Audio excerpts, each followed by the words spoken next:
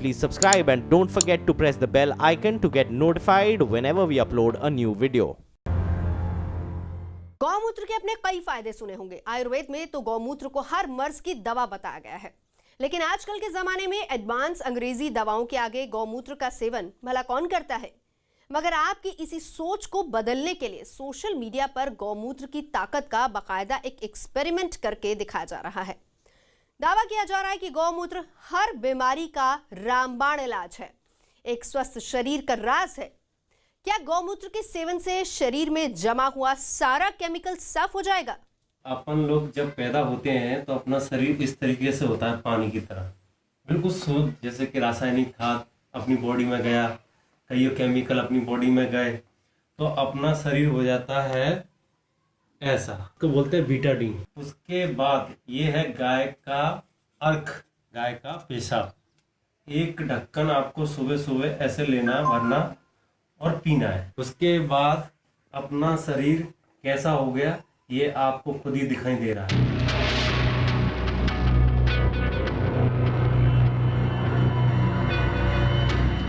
गौमूत्र मिलाते ही बिल्कुल साफ हो गया गंदा पानी। क्या ये जादू है या गौमूत्र में मौजूद पोषक तत्वों का कमाल? क्या ऐसे ही शरीर में हर केमिकल, हर बीमारी को साफ कर देता है गौमूत्र? बीटाडीन मिले पानी को साफ करते गौमूत्र के इस वीडियो को देखकर आप भी चक्कर में पड़ गए होंगे। तेजी से वायरल हो रहे इस वीडियो के जरिए गौमूत्र के फायदे तो गिनाए ही जा रहे हैं, साथ ही साथ गाय को बचाने की अपील भी की जा रही है।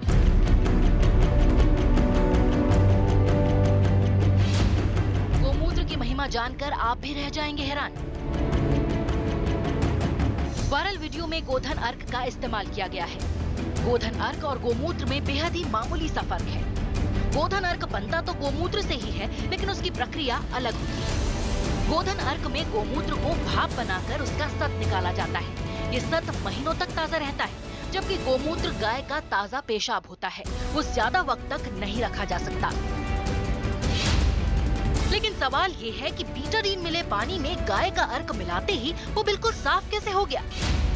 क्या गौमूत्र पीते ही शरीर से हर तरह का केमिकल और गंदगी साफ हो जाती है, जैसे कि वायरल वीडियो में हुई?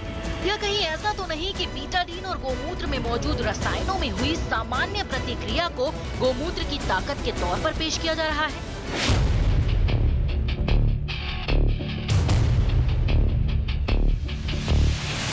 वायरल मैसेज की पड़ताल के लिए हम खुद वायरल वीडियो में दिखाया गया डेमो करना चाहते थे। हमने बाजार से गोधन अर्क और बीटाडीन खरीदी और ये एक्सपेरिमेंट करने के लिए भोपाल के नूतन कॉलेज पहुंचे। कॉलेज की लैब में केमिस्ट्री प्रोफेसर डॉक्टर अलका प्रधान ने हमें ये एक्सपेरिमेंट करके दिखाया। उन्होंने पानी के गिलास में बीटाडीन मिलाई। वायरल वीडियो की ही तरह पानी का रंग भूरा हो गया। अब हमने इस पानी में गोधन अर्क डाला। हमारी आंखों के सामने पानी का रंग बिल्कुल साफ हो गया। लेकिन क्यों?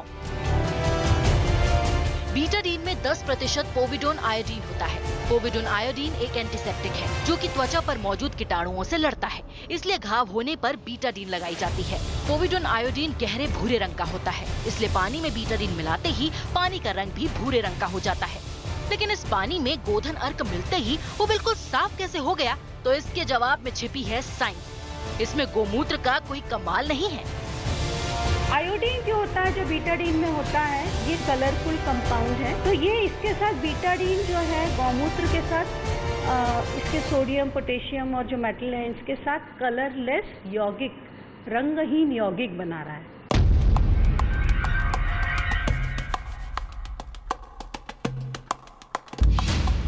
असल में गौमूत्र में सोडियम, पोटेशियम, सल्फर और कॉपर जैसे तत्व होते हैं। जब गौमूत्र में मौजूद सोडियम और पोटेशियम जैसे मेटल बीटाडीन के आयोडीन के संपर्क में आते हैं तो ये एक बेरंग केमिकल बनाता है। केमिस्ट्री की भाषा में इसे डीकलराइजेशन कहते हैं, यानी सिर्फ रंग गायब होता है, पानी में मिली बीटाडीन नहीं। और ये बात भी नहीं है कि सिर्फ गोधन अर्क ही बीटाडीन मिला पानी साफ कर देता है। हमें YouTube पर एक और वीडियो मिला है। इस वीडियो में भी पानी में बीटाडीन मिलाई जाती है और फिर ऊपर से एसिडिटी केयर की कुछ बूंदें डाल दी जाती है। और देखिए कमाल, फिर से पानी साफ हो गया। अब क्या कहेंगे आप?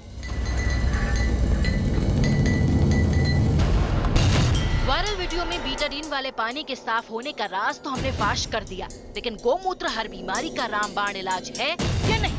इसका जवाब जानने के लिए हमने मुंबई के नामी नानावती अस्पताल के डॉक्टर राहुल तांबे से संपर्क किया।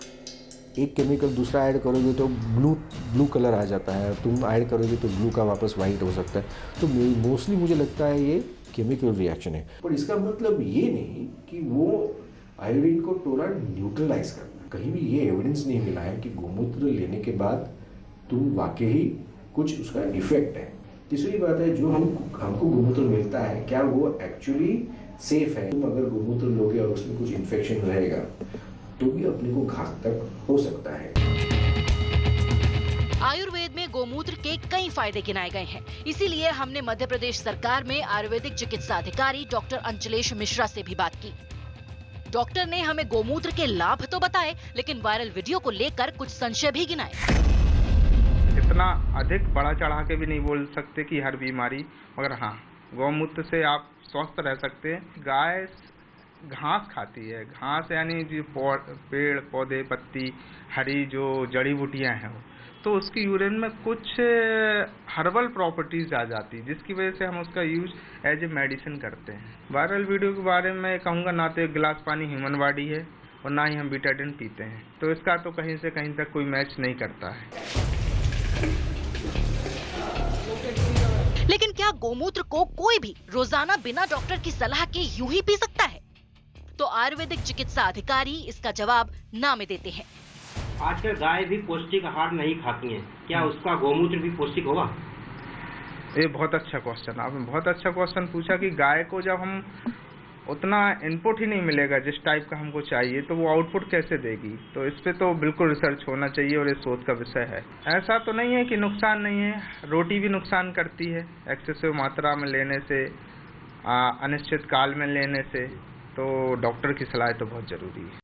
गोमूत्र का सेवन करने से पहले अपने डॉक्टर की सलाह जरूर लें। न्यूज 18 इंडिया की पड़ताल में बीटाडीन मिले पानी को साफ करते डेमो के जरिए गोमूत्र की ताकत बताने वाला वायरल वीडियो गलत साबित हुआ है। ये गोमूत्र का कोई कमाल नहीं, बल्कि एक मामूली रासायनिक प्रतिक्रिया है।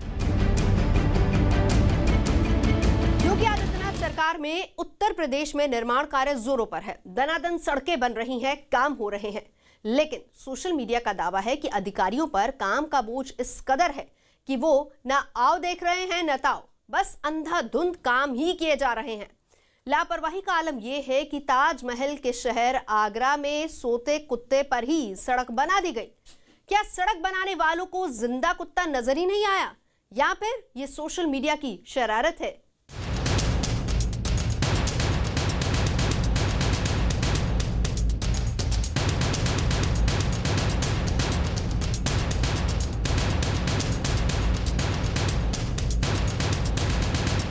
सड़क पर एक कुत्ता बेसुध पड़ा है। नहीं, सड़क पर नहीं, सड़क के आधा अंदर। ताजमहल के शहर आगरा में सड़क बन रही थी। एक कुत्ता सड़क किनारे सो रहा था, लेकिन लगता है कि सड़क निर्माण में लगे कर्मचारी भी नींद में थे, तभी तो सड़क पर सोता कुत्ता दिखा ही नहीं। कुत्ते को ही सड़क में चिनवा डाला, क्योंकि कीमत तो सिर्फ इंसान की है। एक बेजुबान की जान की किसको कद्र है? विकास की तेजी देखिए, गजब का विकास हो रहा है। सो रहे कुत्ते पर ही डामर चढ़ा दिया और सड़क बना दी। आगरा में कुत्ते के ऊपर बना दी गई रोड, बेजुबान को हिलने तक का नहीं मिला टाइम। सवाल ये है कि सड़क बनाने के लिए कोलतार डालते वक्त कर्मचारियों को सड़क पर कुत्ता नजर नहीं आया। पीडब्ल्यूडी विभाग इतनी बड़ी चूक कैसे कर सकता है? अगर एक बार को मान भी लिया जाए कि कुत्ते के ऊपर कोलतार डाल भी दिया गया, तो क्या उसके बाद भी कर्मचारियों को पता ही नहीं चला कि क्या हुआ? कर्मचारी जिंदा कुत्ते के जिस्म पर सड़क बनाकर चले गए। सवाल उठता है कि जब कुत्ते पर खौलता कोलतार गिरा तो वो तुरंत उठकर भागा क्यों नहीं या भौंका क्यों नहीं? कहीं ऐसा तो नहीं कि कुछ शरारती तत्वों ने यूपी सरकार का दुष्प्रचार करने के लिए एडिटिंग के जरिए फर्जी तस्वीर तैयार की है?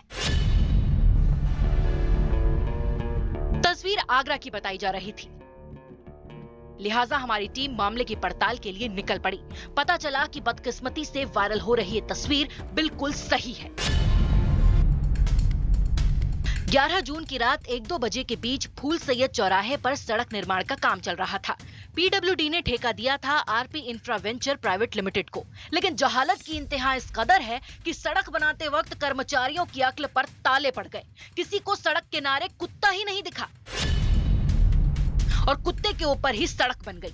वो तो अगली सुबह जब लोगों ने कुत्ते को सड़क में दबे देखा तो हंगामा हो गया। सड़क बनाने वाली कंपनी को बुलाया गया और सड़क तोड़कर कुत्ते को बाहर निकाला गया, लेकिन तब तक बहुत देर हो चुकी थी। तो मैंने देखा कि एक कुत्ता सड़क पे दबा हुआ है, जो उसके ऊपर नई रोड बनी हुई थी और आधा कुत्ता अंदर था।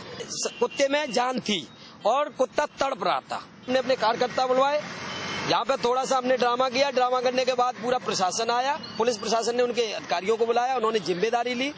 जिम्मेदारी के बाद उन्होंने लिख के भी दिया कि हमारे लोगों की गलती है। सड़क बनाई जा रही थी, नई सड़क थी, तो आधा कुत्ता बाहर था रोड के, आधा अंदर था। उसके बाद सड़क में डालने के बाद उस पर रोलर चला दिया गया।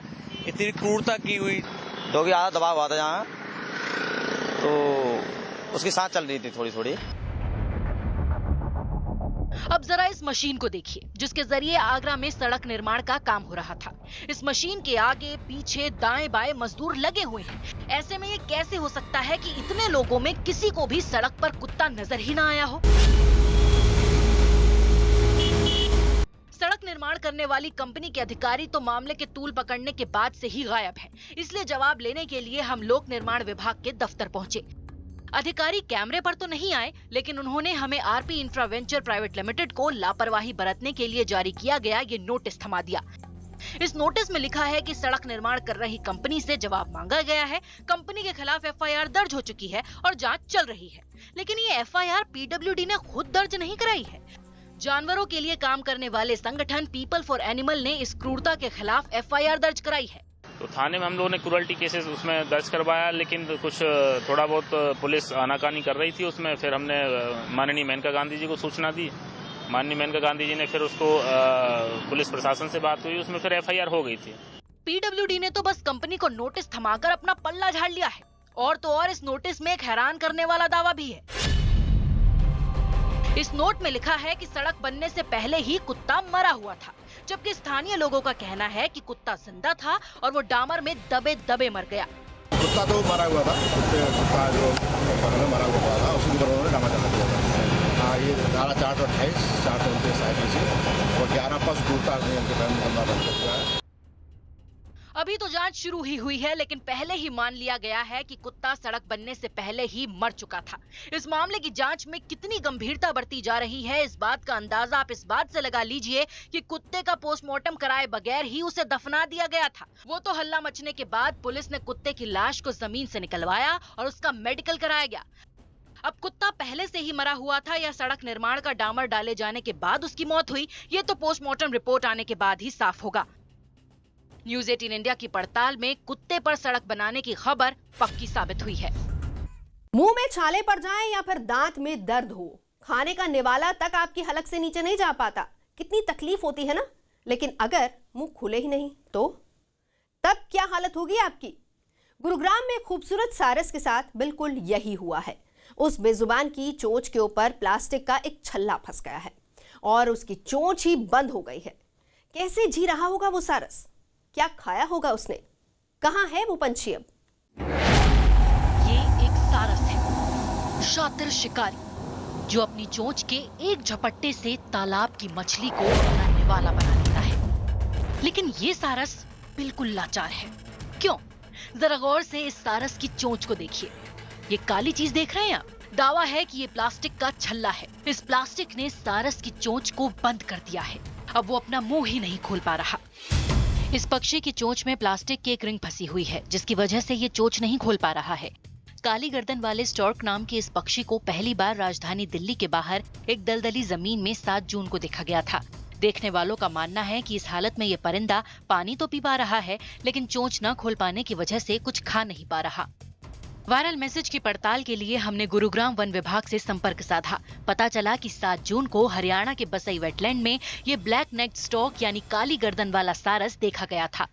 उस रोज दिल्ली बर्ड फाउंडेशन के सदस्य मनोज नायर वहां पक्षियों की फोटोग्राफी कर रहे थे। उनके लिए एक तस्वीर में ये सारस भी कैद हो गया। घर आकर उन्होंने जब तस्वीर देखी तो सारस की चोंच पर कुछ फंसा हुआ था और फिर शुरू हुई सारस की तलाश। 8 तारीख से हम जुटे हुए थे। हम इस लगभग 150 घंटे की इस मेहनत करने के बाद में 13 तारीख को शाम को इस काम में सफलता मिली। जब बर्ड की एनर्जी कम होगी धीरे धीरे अल्टीमेटली उसको जो ज़्यादा उड़ नहीं पाया तो उसको फिर भाग के दौड़ के पकड़ के ले आए। दिल्ली जू के अधिकारियों से संपर्क किया, बॉम्बे नेचुरल हिस्ट्री सोसाइटी की टीम से संपर्क किया और फिर शुरू में पक्षी नहीं दिखा तो उसके बाद फिर हम लोग उसको ट्रैक करते रहे पूरी टीम जो फाइनली झज्जर के पास से हमने उसको रेस्क्यू किया। ये प्लास्टिक नहीं, एक रबर का पीस था जो उसकी चोंच में फंस गया था। इसकी चोंच पूरी मिट्टी से भरी हुई थी जिसको क्लीन करना पड़ा। बर्ड की हालत देखते हुए इस बर्ड को सुल्तानपुर नेशनल पार्क में ले जाया गया। 50 से भी ज्यादा लोगों की मेहनत रंग लाई और सारस की हालत ठीक होने के बाद 15 जून को सुल्तानपुर नेशनल पार्क से उसे आजाद भी कर दिया गया है। अंतर्राष्ट्रीय संस्था IUCN यानी international union for conservation of nature की सूची में काली गर्दन वाला ये सारस विलुप्त होने की कगार पर है और अगर केमिकल और प्लास्टिक वाले कचरे पर काबू नहीं पाया गया तो जल्द ही ये पंछी इस पृथ्वी से गायब हो जाएगा।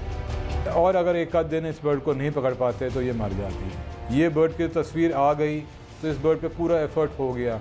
ना जाने कितनी ऐसी बर्ड्स हैं जिसको हम नहीं बचा पाते, जिनके बारे में हमें नहीं मालूम चलता कि एक तो ये प्लास्टिक और ये रबर, ये जो वेस्ट और ये पैकिंग मटेरियल जो हम लोग यूज़ करने लगे हैं, डिस्पोजेबल्स यूज़ करने लगे हैं, जितना कम यूज़ कर सके उतना अच्छा। न्यूज़ 18 इंडिया की पड़ताल में वायरल खबर सही साबित